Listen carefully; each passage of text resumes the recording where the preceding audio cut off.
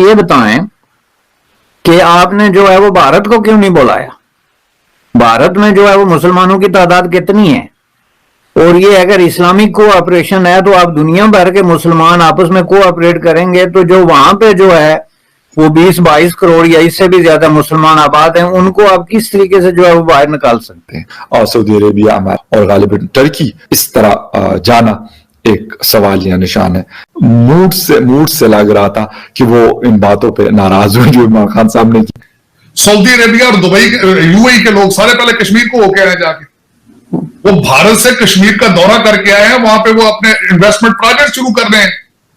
इनकी foreign policy के मुंह पे ऊपर तमाचा था, वो इनको तो चाहिए था ओआईसी कैंसिल कर देते। पाकिस्तान में जो हुक्मरान आते हैं अपनी अपनी बारी पे, उनका काम ये है कि वो अपने हिस्से की तबाही फैला के तो आगे छलांग लगा दें, कत्ल हो जाएं, फांसी चढ़ जाएं, गुमनाम हो जाएं, मुल्क छोड़ के भाग जाएं, लेकिन यही रोल है उनका जो कि ना खत्म होने वाला एक रोल है।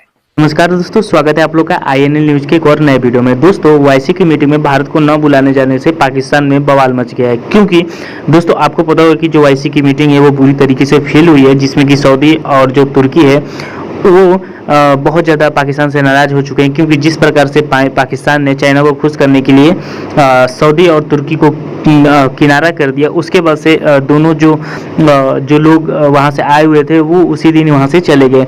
और दोस्तों कहीं ना कहीं जो तुर्की की मीडिया है या फिर जो सऊदी अरब की मीडिया है उसकी तरफ से जिस प्रकार से बातें चल रही है, उससे भी देखकर यही लगता है कि जो सऊदी और जो तुर्की हैं वो पाकिस्तान से बहुत ज़्यादा नाराज़ हैं।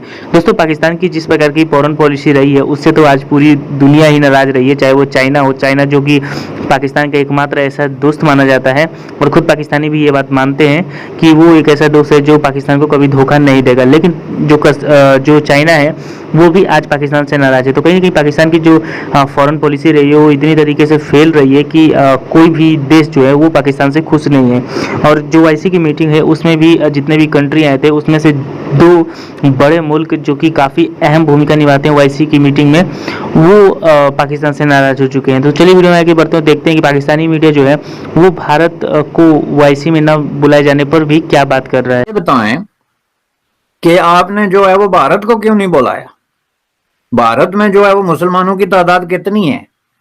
और ये अगर इस्लामिक कोऑपरेशन है तो आप दुनिया भर के मुसलमान आपस में कोऑपरेट करेंगे तो जो वहां पे जो है वो 20-22 करोड़ या इससे भी ज्यादा मुसलमान आबाद हैं, उनको आप किस तरीके से जो है वो बाहर निकाल सकते हैं? देखें जी, ये तो इस चीज का सबूत है कि पाकिस्तान ने तारीख से कुछ नहीं सीखा, कोई सबक नहीं सीखा और सबक सीखने का कोई इरादा ही नहीं है। ओआईसी के फोरम पे जो फॉरेन मिनिस्टर ऑफ चाइना है वांग यी, उनको बुलाने के हवाले से भी कुछ कयास आराइयां हो रही हैं, कुछ बातें हो रही हैं कि उनको क्यों बुलाया गया था, कि सऊदी अरेबिया शायद मुख्तलिफ इशूज के हवाले से हमसे कुछ खुश नहीं है। और सऊदी अरेबिया और गालिबन टर्की इस तरह जाना एक सवाल या निशान है।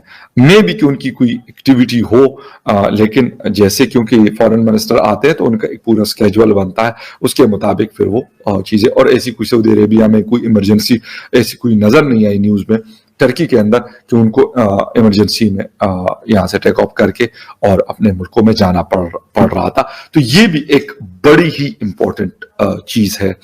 मूड से लग रहा था कि वो इन बातों पे नाराज हुए जो इमरान खान साहब ने की। ओआईसी की मीटिंग, उसको आप कैसे देखते हैं? कोई फायदा है इसका या बस ऐसे ही घबराए हुए खान साहब और इवन शाह महमूद कुरैशी साहब भी काफी परेशान नजर आ रहे थे उसके अंदर बॉडी लैंग्वेज की बात कर रहे हैं। मैं ओआईसी की मीटिंग के खान साहब को वहां नहीं बोलना चाहिए था, क्योंकि आप कौम पाकिस्तान का एतमाद खो चुके हैं, लोगों का एतमाद खो चुके हैं। वज़ीर खारजा बैठे होंगे, वो क्या सोच रहे होंगे इनके बारे में? ये तो घंटों का मेहमान है बंदा, ये क्यों स्पीच दे रहा है यहाँ पे? और फिर इन्होंने वही भाषण दिया और दूसरा खुद एडमिट किया इन्होंने कि फलस्तीन और कश्मीर पर ये ऑर्गेनाइजेशन फेल है, तो फिर इनको बुलाने का क्या फायदा था? और ये वही ऑर्गेनाइजेशन है जिन्होंने $1 अफगानिस्तान के लिए नहीं दिया। और आपको पता है ओआईसी पूरी दुनिया में फेल है, ये सिर्फ अमेरिका का टूल है, सऊदी अरेबिया का टूल है, और उनके इंटरेस्ट को ये सर्व करते हैं। और दूसरा फॉरेन पॉलिसी का फ्लेवर देखें, सऊदी अरेबिया और दुबई यूएई के लोग सारे पहले कश्मीर को होके आए, जाके वो भारत से कश्मीर का दौरा करके आए हैं, वहां पे वो अपने इन्वेस्टमेंट प्रोजेक्ट शुरू कर रहे हैं। इनकी फॉरेन पॉलिसी के मुंह पे ऊपर तमाचा था, वो इनको तो चाहिए था ओआईसी कैंसिल कर देते हैं।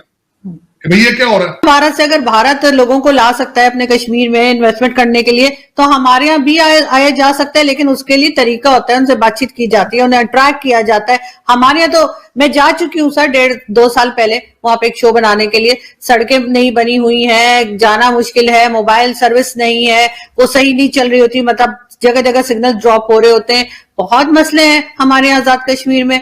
यहाँ पे कोई काम ये नहीं करते डेवलपमेंट का। मैं एग्री नहीं करूंगा। आप कह रही है कश्मीर में मसाइल है, आप जरा रवात के पास जीटी रोड पे जाएं जरा। मैं यहाँ इस्लामाबाद से निकल के पिछले दिनों गुजरात गया हूं, तो लग रहा था अफगानिस्तान की सड़कों में चल रहा हूं। आप कश्मीर की सड़कें किस तरह होंगी? आपकी पिंडी इस्लामाबाद की सड़कें ठीक नहीं। कश्मीर में क्या होना है? जाहिर है, जो पाकिस्तान में कुछ नहीं कर सकते, कश्मीर में क्या करेंगे? इन्वेस्टमेंट होती है जहां लॉ एंड ऑर्डर, इन्वेस्टमेंट वहां होती है जहां की अदालतें इंसाफ डिलीवर कर रही हैं। अगर ये दो चीजें ना हो तो आप इन्वेस्ट करेंगे वहां पे? जहां पे गोलियां चल रही हो, जहां पे अगवा हो रहे हो, आप करेंगे वहां पे? जहां की अदालतें इंसाफ ना दे पाए आपको, आप वहां पे पैसे लगाएंगे आप?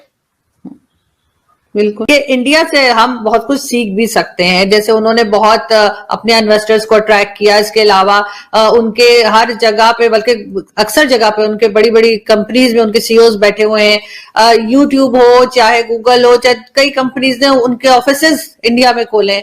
हमारे यहाँ कोई आने को तैयार ही नहीं होता, और उसकी ज़ाहिर लॉ एंड ऑर्डर की सिचुएशन तो है ही, लेकिन गवर्नमेंट की हालत देख के भी शायद कोई नहीं आता।